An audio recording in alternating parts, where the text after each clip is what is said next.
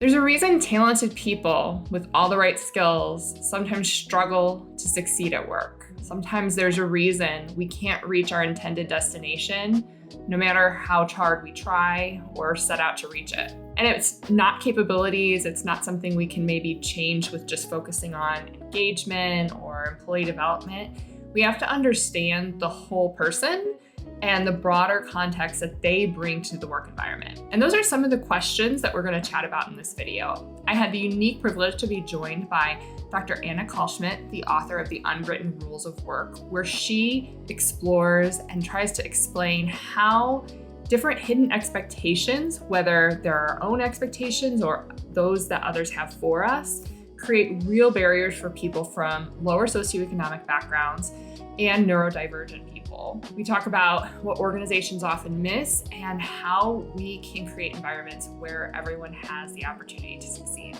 So I hope you enjoy this conversation. Welcome. I'm here with Dr. Anna Kallschmidt, a accomplished industrial organizational psychologist like myself, to really explore and dig into some tough topics around class and socioeconomic status and how it plays a role in our work lives and how we hire, how we develop, how we retain, the cultures that we build, the things we might be missing in our organizations that get in our way. So Anna, thank you so much for your time and your willingness to be here and share with us. I'm absolutely fascinated by your work and everything that you put together. So maybe we could start for folks meeting you for the first time. What kind of pulled you into studying industrial organizational psychology and doing the unique work that you do?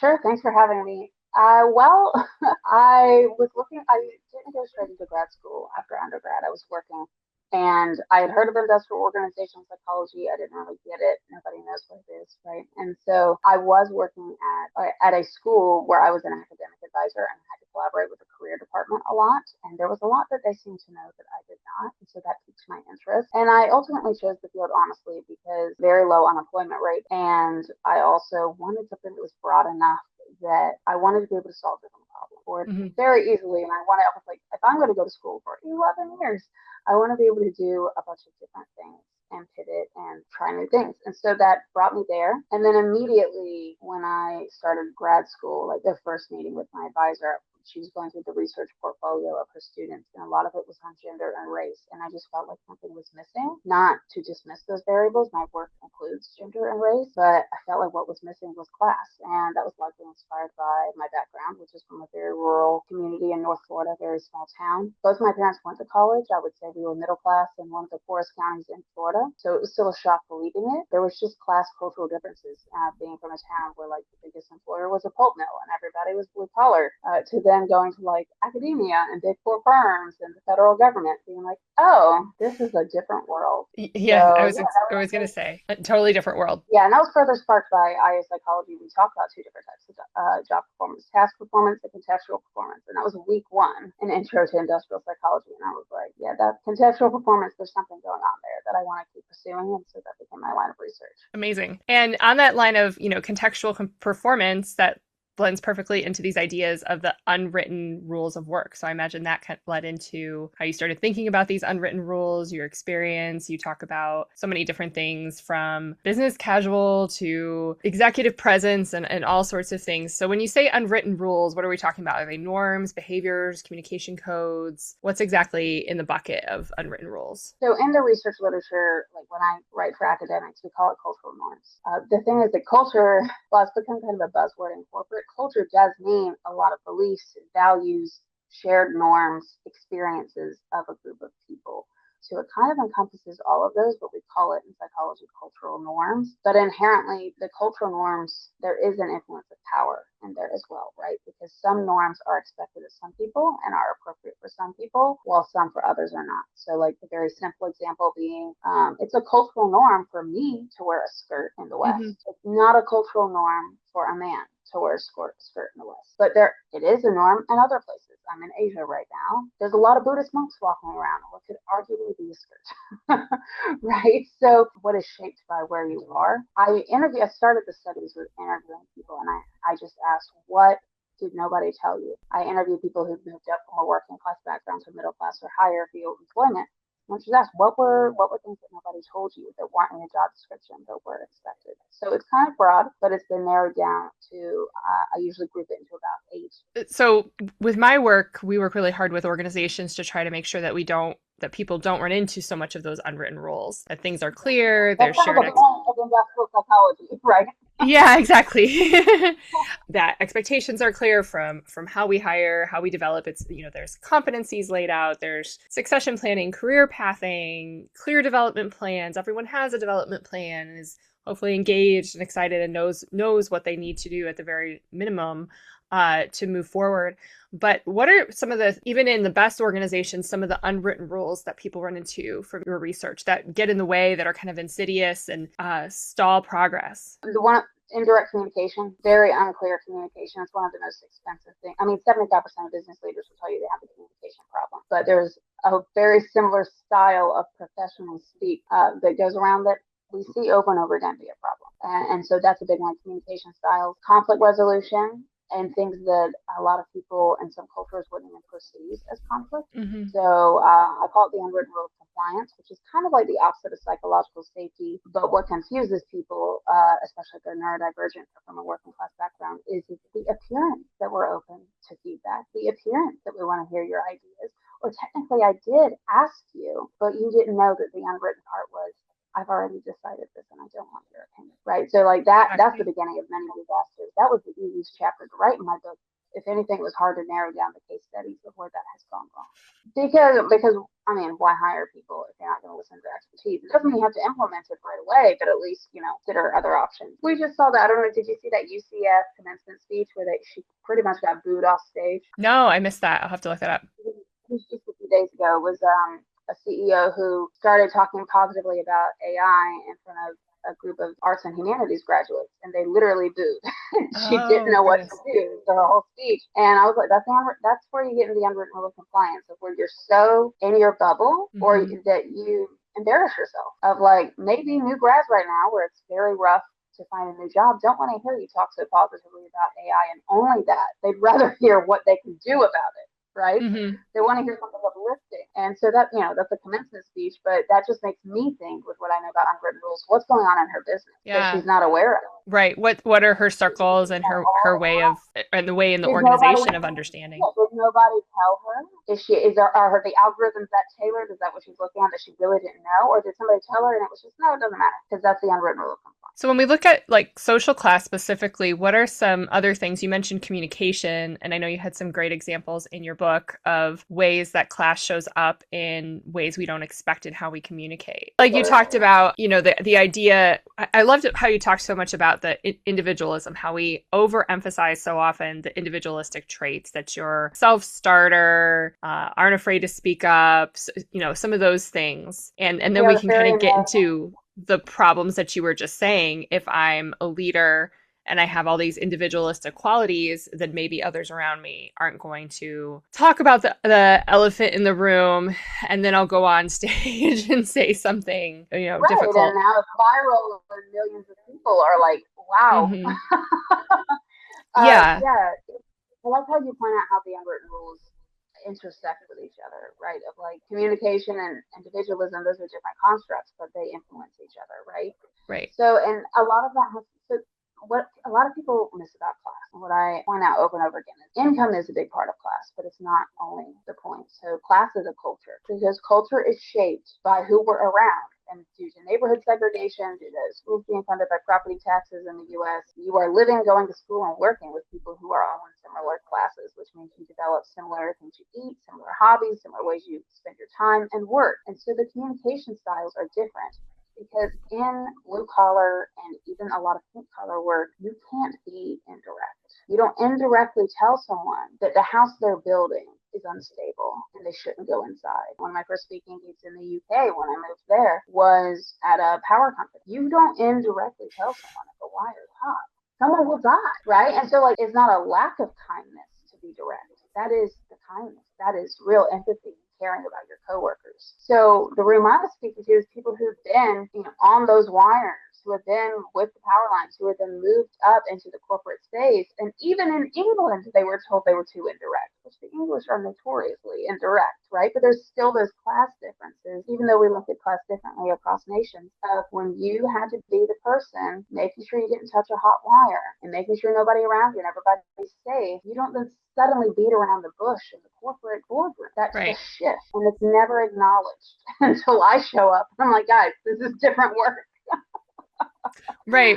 Whereas in knowledge work, you seek the input of others often before a meeting. Hey, director, what do you think of this? Or this other person I build connections with so we can come to a decision together, or I can have support at an important moment compared to the line being hot or, I work with restaurants a lot. Dishes have to get out on time, what expo looks like, ticket times, all those key things.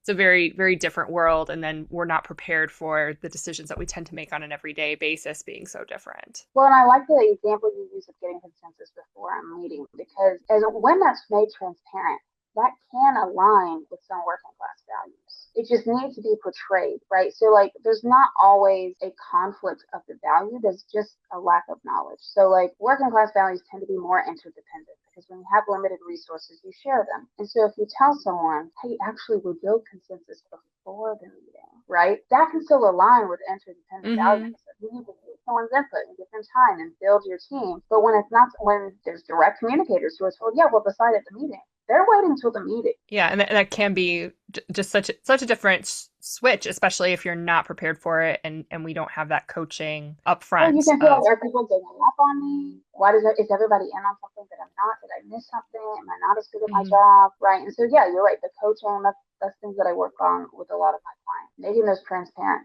Right, whether that's in a workshop where the whole company is like, all right, everybody sit down, we're going to go through this. And I will say, though, I'm not, as you know, because you've read my book, I'm not one to just say, just learn the unwritten rules and it'll be okay. A lot of these unwritten rules, like we talked about with compliance, they don't have good outcomes for people or companies, right? So some of them do need to be challenged, but even the ones that need to be challenged, you can't change something that you don't understand. That really brings to the forefront having shared culture, just that shared understanding going in, and that trust. If you don't have the trust and the shared mission, all of those pieces around culture in place, then all of this is going to be so much more difficult and harder to get through, and we're going to lose a lot of great people, or people will struggle. So you also talked a lot in your book about neurodivergence and the challenges of neurodiverse people in the workplace. So what are some of the most common ways that neurodivergent people struggle to be understood or are misread at work? I know that's something I think about a lot. Yeah, neurodivergent has some of the strongest relationships with unwritten rules. I think the only one that they didn't have a positive relationship with was navigating being assertive, but they did have a positive relationship with being perceived as aggressive. So that is something that tells me that neurodivergent people are already being assertive. They're not being told to be more assertive at work. Like women are often told they need to be more assertive, especially like white women, Asian women. But neurodivergent people are responding directly, which is very common among especially autistic people, but is being perceived as aggressive. And that intersects with all the other identities too, of like an autistic Black woman is going to be much more likely to be perceived as aggressive due to racial bias than an autistic white man. So really the direct communication, aggression, the unwritten rule of compliance as well, of you asked me and I told you, why is this a problem? I thought I was being compliant because you asked. Right. Because there's a very literal interpretation of neurodivergent people listen to what you are saying, the word. They're not reading, they struggle to read the context. To be fair, it's not just them who are struggling with it. A lot of neurotypical people think they're reading the context, but they're not. So we have that as well. What are some of the HR people leaders trying to make progress here? What are some of the biggest interventions, the most effective interventions from your read of the literature and your own research? Yeah, in my experience, I usually walk people through exercises on what I call cultural blending. One, because there is a difference in approaching with your staff, because I mostly work with leaders who are like supervisor and up. There's a difference with your staff telling them, no, that's unprofessional, versus saying, okay, I see this is a cultural difference. This is what I was expecting, or this is what we think the customers expect. And let's work on how you can blend this so it feels authentic for you, but it isn't disrupting the workflow, right? So like an example I give my clients is when you're interviewing and you want to say things like, we, the interdependents, our team did this, we are so proud of this. You can blend with the individualism of like, I am so excited to tell you about our accomplishments on the team I led, blending the I and the we, right? And you can do that with customer interactions too. Like one of my clients is in manufacturing, and so they have, again, there's a field where a lot of people go from being on the shop floor to moving up the ladder into a more corporate space. You can have them adapt things like, guys, I'm going to be really blunt here because I've done this work. When I was on the shop floor, this was an issue. So I think we should consider this. So you're still being direct, but you're just adding, I say, putting a little sugar on the front, like, or asking permission to disagree, because very few people are going to tell you no. People don't like to admit that they have an ego, but then it's harder to come down on someone who you just gave permission to disagree. It's just learning little things to blend, like, I'm going to put a little sugar on it, but I'm still going to be clear because this is important, right? Or even saying that this is so important that I'm just going to be really blunt, and then being like, this is a problem on the shop floor, or we run into this with the safety protocol, etc. I love that idea of blending. You talked about masking, and for anyone just new to these concepts, we can all relate to the idea of putting on a mask at work. And we've heard more about code switching and related ideas of how we navigate trying to be authentic, but maybe not being able to be authentic, and the damage that comes from that. And so this idea of putting on a mask when you go to work seems very unfortunately something that we all have to try to think about. So the idea of being able to blend and take pieces of yourself that are true to yourself with strategies and working to be effective, that seems like a really powerful strategy. And also just, it seems like a lot of mentoring, of course, which we know mentoring is always powerful, but having that connection and feeling comfortable with someone, being able to absorb their knowledge and expertise as well, is going to make a huge difference. Mentoring is powerful, and coaching and being sponsored. And I find that a lot of people want, like a lot, especially managers, etc., when they have the bandwidth, right, want to do well by people. I always tell, it's not that there are absolutely people who know that this is gatekeeping power and making things worse, and there are also people who just genuinely have no idea because they've been told this is normal their whole lives. So it's not the rich parents sit their kids down and say, here's a PowerPoint of everything, don't tell the poor kid. It's not like that. Like, privilege doesn't work like that. It's instead just normalized that their family didn't disagree directly. That's just not how they did things. That when they went to their friend's house or when they went to school with their teachers, that they weren't to negotiate their grades with their private school teachers. When I went for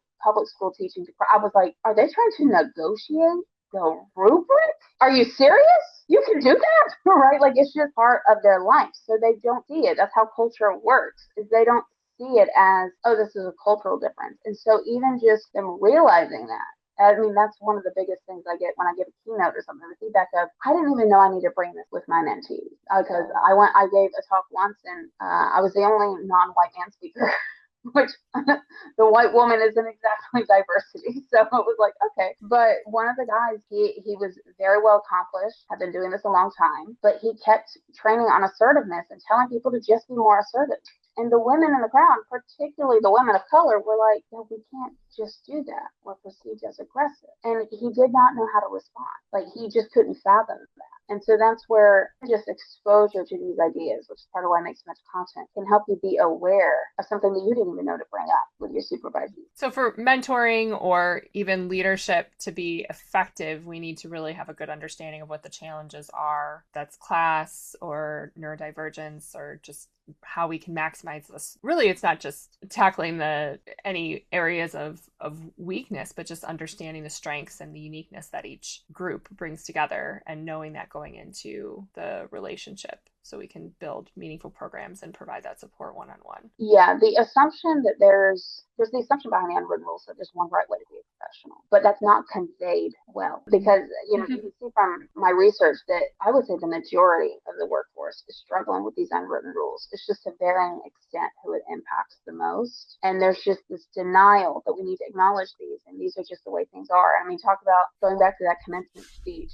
when you're so in your own bubble that you don't understand how other people are going to be impacted by this. And then you're shocked when they're over it. I mean, they're not all going to boo you publicly at a commencement speech, but we know about, as IO, there's counterproductive work behaviors, right? There's that going on, and there's even when it's not intentionally malicious, there's just going to be lower productivity. People don't know how to communicate with each other. There's going to be less commitment and lower engagement. We are in an employee engagement crisis for the past several years now. If people don't feel like they know what's going on, and as you said, there's not any trust because it's like there's so much behind the scenes that nobody's telling me that whatever, I'm just going to do the bare minimum and go home. Right. We start to, when we feel like we're not understood, we get into that, let me just do the bare minimum. Then we lose all the strengths and opportunities that we would have to grow. Or do any other like well-meaning policies really jump out that accidentally disadvantage the people that don't know the rules in ways that maybe we hadn't thought about? General, anything that I could talk in the book about blanket statements versus universal design. There are tons of policies. I think every policy you have to think, how does this apply across the board? I mean, the one that comes to mind is things like if you require everyone to have straight hair, guess what? Not everyone's hair goes straight.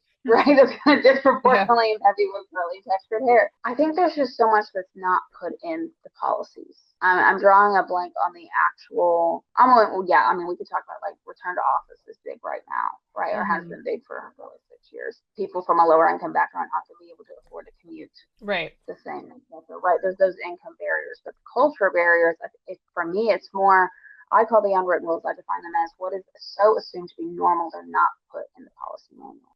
So it's more an absence, how we approach conflict, how you're supposed to float an idea, at what point, how do you navigate being seen as competent, but not so competent you become a threat.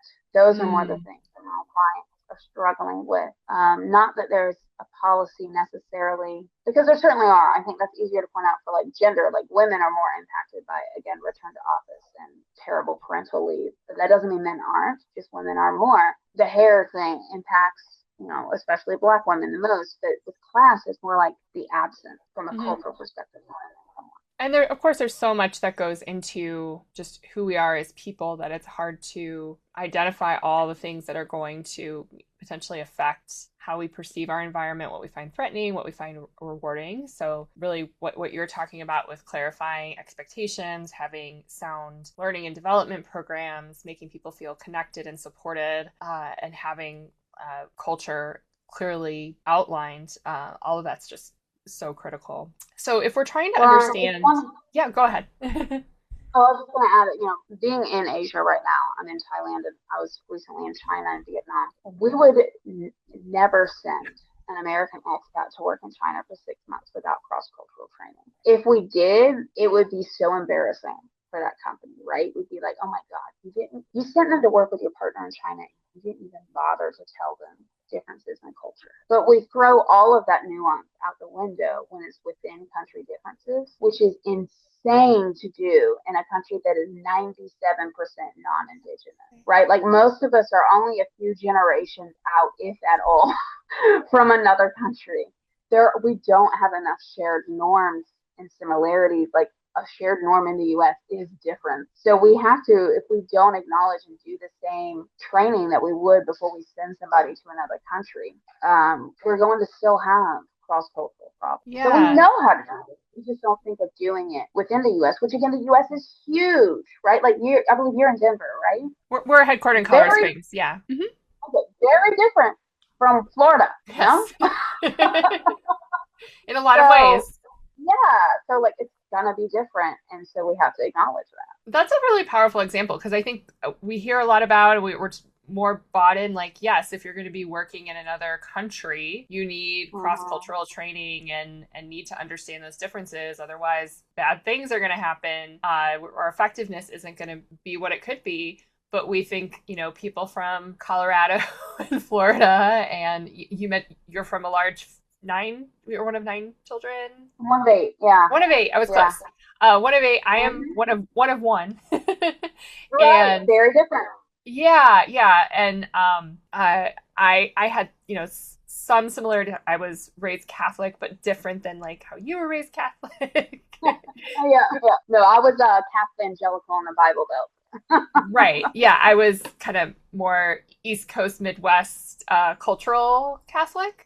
So, again, very, very, very different. Things could look the same on the surface, but there's just so many differences that the little attention that we pay to how we're going to work together and shared expectations and the need to build that trust is really to our detriment. Are there any suggestions that you have? You had so many great tactical suggestions throughout your book, but if I'm feeling that there's some of this going on, some of these unwritten rules that are getting in the way, how do I sort of audit the situation? Well, I have to, as an IO, I have developed skills, so I can do that for you. Yes, I'm sure you can. Yeah, so I have that. But I think it's applying a lot of, you don't have to reinvent it. It's applying some of what you already know is good practice, but being open to this new topic. So I encourage in the book, especially for neurodivergent people, having multiple modalities that people can respond and providing more than an immediate, tell me right now, right? People need to think about this because they're going to need to assess how safe this is. They're going to need to think on it. One of the first things I hear from people when they come across my social media pages is, oh my God, you're putting words to something that I felt but never had the language for. So people really struggle to find the language for this. And so I encourage things like use Kahoot or Poll Everywhere or Mentimeter. A lot of them have free plans so that people can write. That's going to be really important for people who process differently, and give them a few days, right? But obviously, if you do that and you punish people for speaking up before, it's not going to work. It's going to have to be anonymous. I encourage HR really to do something systemic to try to get, because it could be there are more unwritten rules in one department that are different from one than another. Maybe it's really going to vary by team. Some have great managers that have built a lot of trust and have good communication. Others not so much. Others that may be more high stakes. And so I would have multiple modalities. I'm trying to think of ways to say this that aren't just a business pitch for me, because ideally, if you have these problems, I'm not going to tell you need a third party to come in who understands this and can provide the language to something people struggle to have language for. That's the honest answer. But what can you do right away? I would have a lot of free resources available on my YouTube and my TikTok that are at Dr. Kallschmidt. I check out this playlist, the Unwritten Rules for Leaders and the Unwritten Rules just in general. And those are a collection of videos. A lot of them are really short. Click through those and see what are these, and are these dynamics? Am I having these issues? Am I having issues of people aren't bringing me problems till it's way too expensive or impossible to fix or really difficult to fix? Am I having problems with turnover? We're having constant miscommunication? Do I have a lot of people who seem like great workers, but there's just something off? There's something not refined. They rub people the wrong way. These are signs that you have unwritten rules that somebody's not understanding, or they haven't been bought into understanding why they need to do it. Like they just think it's bullshit. And it may be, but you need to have that conversation of like, is this hurting us? And maybe I need to adjust. Or do they not understand why I'm asking them to do this? And either way, that's a point for a leadership. And of course, the book, which I will have back out this summer because I wanted another copy edit on it. Yeah, I love when you talked about quite a few things, but maybe the need for more, as we would say as IOs, qualitative data or written information and written feedback, and that can be harder to scale across organizations, but also being able to dig in within departments or within certain demographics to understand how some of these things, whether we're looking at like social class or maybe even an intersection of social class with department or neurodivergence and different generations and age, a lot of that can come forward with more qualitative data or having those open-ended. And then even with some of my work, whether we're talking about like culture and engagement, we've been doing more with having conversations, mixing focus groups with surveys as well, so that you can have that connection, especially like you and I would both be that like third party that can try to alleviate some of that concern that I'm going to be punished or this isn't going to end up in the right hands or whatever concerns. They can be more honest with you. You're not their boss. Mm-hmm. Yeah, and we exactly. have in our contracts going in of like we're only sharing aggregate data, right? We're not going to exactly.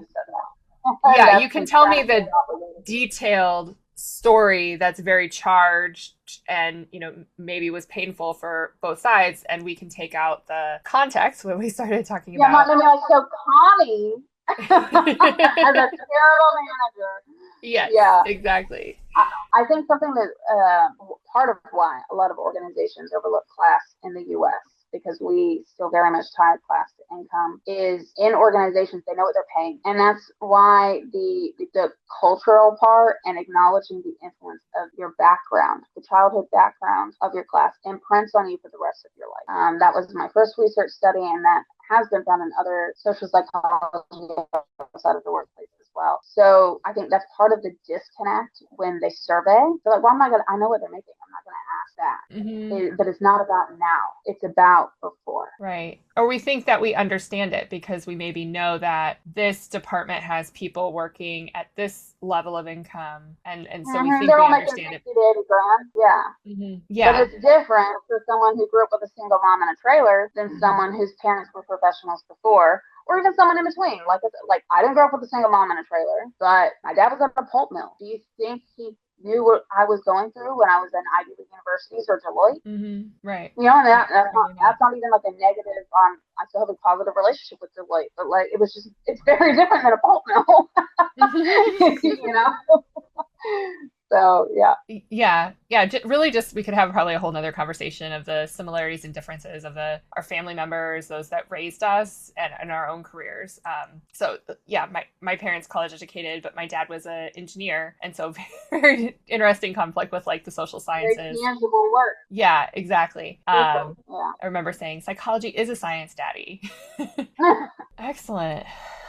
So we talked about more at a macro level how we can find those unwritten rules, audit them. But if someone has a span of influence more focused on their department, their immediate team, what are some things that they can maybe tackle this week? Like some nice tactical things you can do immediately if you're really focused on the 6 people that are reporting to you. I think really the communication norms should be established at the team level, right? They need to be modeled by leadership, but at the team level, talk to people about, you know, incorporate into your team meeting, how do we approach conflict? What is normal for you? What would you like to see? And again, have those other modalities, because especially if it's not normal for you to bring it up, what are other ways they can submit to you anonymously, like through Poll Everywhere, Kahoot, or a survey or whatever, that this is what I was thinking, and give them at least, a couple days to think about it. And some of it's just making it transparent about, or maybe asking a question. Do you feel like we say we value teamwork, but you have to always say I? Yeah. Right? Because I've never been to an organization that doesn't have teamwork on their website. I've also never been to an organization that doesn't reward self-promotion, right? So having those conversations, and a big role, especially if you're like a team lead, middle manager, supervisor, like one of the workshops that level of work has found most impactful in my experience is when I walk them through, you are translators. People are really irritated with executives speaking broadly in the corporate speak, and it does go too far. Right. It does go too far. But there, at some level, there's always going to be, due to the executive role, it's strategic, it's looking across industry, it's going to be broad. But when it's never translated before it gets to the entry-level workers, or not even entry-level, just staff, it's not as tangible. And if you're expecting your staff to have the same level of understanding as your executives, and the middle never translates it, that's just a recipe for disaster, right? I mean, as an IO, you probably also think similarly. I call it the Russian dolls, right? That's how I think of everything. Like, the competencies, and then we're breaking this down into tasks and elements. If there's no translation between those Russian dolls and going back up, right, of course, because executives can see, oh, this is an industry trend. And if they have no idea what's going on in their organization, it doesn't matter what the latest Forbes article is, right? So middle management supervisors are so critical, and that we're in an era of, because it repeats like every 15 years, of let's lay off all the managers, right? You see this cycle over and over again. Yeah, let's do it. And then they're like, oh my God, this is a disaster. And so walking people through the frameworks of really doing that cultural blending and translating up and down and how they can do that is really critical. And if you're starting this week, really sitting down with people with your strategy, with your goals, with what the business really cares about, and translating how that matches with what your team actually does. It's one of those things that's like, duh, doesn't everybody do it? No, they should. But like the little Russian doll often doesn't know what the big Russian doll wants. And people, as an IO, people care about meaning. People care about meaning and purpose. And so making that clear this week, if nothing else, is really important. That's beautiful and so impactful. I can't think of something more important than connecting the purpose and the meaning to your team, making sure that they understand it, and that idea of the Russian dolls, and having that interconnection between the top doll to the dolls all the way through, that we're all on the same page and we're connected in that line, and making sure that each person has a strong connection to what they're doing. Ideally, that something about them connects to to the bigger mission, whatever that may be, whether it's their career progression or, a salary target or, the bigger meaning or Yeah, and simplification of especially for those. people from working class backgrounds, there's the upper class, there's like white collar looks down on blue collar as like dirty, but blue collar or pink collar look down on white collar as like y'all ain't doing real work. So, so when you have to show the meaning, because even people who really like their jobs, if their parents are blue collar, may struggle. Like you said, psychologist, we have to tell people, Dad, this is a real science, right? But it's Yeah. also like they're struggling with my 70-year-old father still lays tile on his hands and knees, and I have tech net, So like they need to know. It can be very validating to be like, no, I am doing real work. There is a real purpose, right? I think healthcare is a good example of like there's very tangible, physical, hands on the body work. And part of why it's a disaster is because there's so much complicated white collar stuff going on behind it that needs to be improved. Don't get me wrong, but also if you completely remove it, it's not going to work. Right. Right. Like that, clinging to that purpose is especially for people who have experienced class transitions. That can be such a relief. If especially at home, it's kind of like you don't do a real job. And that's the way we can all come together is feeling good about the purpose, whether that's that we're a tile company or we're a healthcare system. We can all come together and realize this purpose and how we need the person on their hands and knees laying the tile. We need the people cleaning the rooms. Yeah, exactly. Everything comes together. Well, thank you so much, Anna. This was just such a good time. The minutes just really rolled by, getting to know a little bit more about you and your approach and the mind behind the book that I enjoyed so much. Where can people find and learn more about you? Oh, well, thanks so much, and thanks for taking the time to read the book.